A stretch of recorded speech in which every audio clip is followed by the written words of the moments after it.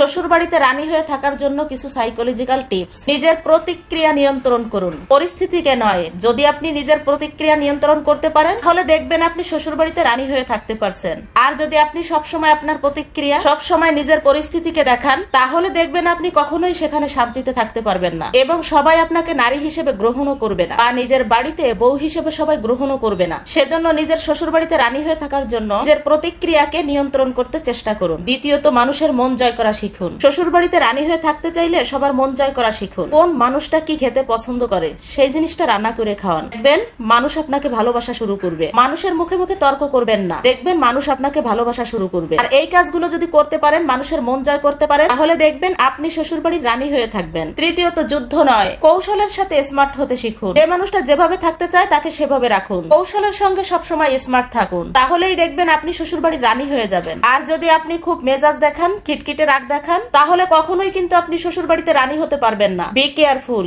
এই কাজগুলো মেনটেন করুন। নাম্বার 4, রহস্যময় থাকুন। সবাইকে সবকিছু বলবেন না। যদি আপনি সবাইকে সবকিছু বলে দেন তাহলে কিন্তু আপনি রানী হতে পারবেন না। সংসার জীবনে আপনি কখনোই সবাইকে সবকিছু বলে দিবেন না। আপনার বাবার বাড়ির গল্প যদি আপনি এখানে এসে বলেন তাহলে দেখবেন আপনার বাবার বাড়িকে হেয় করে দিবে। শ্বশুর বাড়িটা কিন্তু এমন। এই জন্য আপনি যদি শ্বশুর বাড়িতে রানী হতে চান তাহলে নিজেকে একটু রহস্যময় হতে শিখুন। সবাইকে সবকিছু বলবেন না। নাম্বার 5, ভালো না আবার বেশি খারাপও না, এইভাবে সবসময় ব্যালেন্স করে চলুন। যদি আপনি ব্যালেন্স করতে পারেন, যদি আপনি শ্বশুরকে ভালো রাখতে পারেন, শাশুড়িকে ভালো রাখতে পারেন, যদি আপনি ননদকেও ভালো রাখতে পারেন, এভাবে যদি আপনি ব্যালেন্স করতে পারেন তাহলে দেখবেন আপনি সংসার জীবনে রানী হতে পারবেন, শ্বশুর বাড়িতেও রানী হতে পারবেন। নাম্বার 6, স্বামীকে নিজের দিকে রাখুন, কিন্তু সেটা কৌশলে। কেউ যেন জানে না যে স্বামী আপনার বসে আছে, স্বামী আপনার আয়ত্তে আছে। এটা যদি জেনে যায় তাহলে কিন্তু সবাই আপনাকে খারাপ চোখে দেখবে। সব সময় স্বামীকে নিজের বসে রাখুন বা নিজের আয়ত্তে রাখুন, কিন্তু সেটা কৌশলে। যদি আপনি এই কাজটা করতে পারেন তাহলে আপনি সংসার জীবনে রানী হতে পারবেন। নাম্বার 7, নিজেকে স্বাবলম্বী দেখান, অর্থনৈতিকভাবে এবং মানসিকভাবে। যদি আপনি অর্থনৈতিকভাবে একটু দুর্বল থাকেন তাহলে আপনি মানসিকভাবে সবসময় স্ট্রং দেখান। যদি আপনি শ্বশুর বাড়িতে মানসিকভাবে খুব দুর্বল দেখান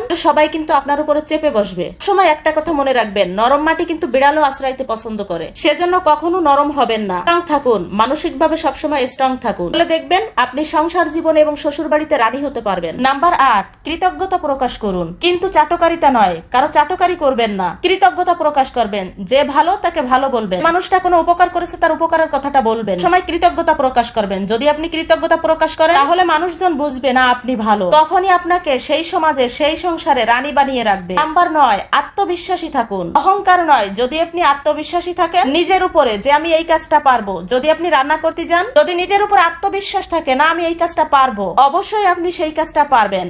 কিন্তু আপনি কখনো অহংকার করবেন না। আপনি সেই কাজটা করে ফেলেছেন, সেখানে যদি আপনি অহংকার দেখান তাহলে কিন্তু বর্জন নেমে আসবে, খারাপ কিছু নেমে আসবে। সেজন্য কখনো অহংকার দেখাবেন না, তবে আত্মবিশ্বাসী থাকুন। যদি আত্মবিশ্বাসী থাকতে পারেন তাহলে সেখানে আপনি রানী হতে পারবেন। নাম্বার 10, পরিবারে একজন অপরিহার্য হয়ে উঠুন। পরিবারে এমন কাজ করুন, এমন ভাবে রান্না করুন যেন তারা মনে করে যে আপনি চলে গেলে তারা কি খাবে, কিভাবে খাবে, এই জিনিস তো খেতে পারবে না। পরিবারের জন্য এমন কিছু করুন যে আপনি চলে গেলে তারা মনে করে যে কি খাবে, কি করবে, তারা যেন মনে করে যে আপনি ছাড়া তারা অপরিহার্য।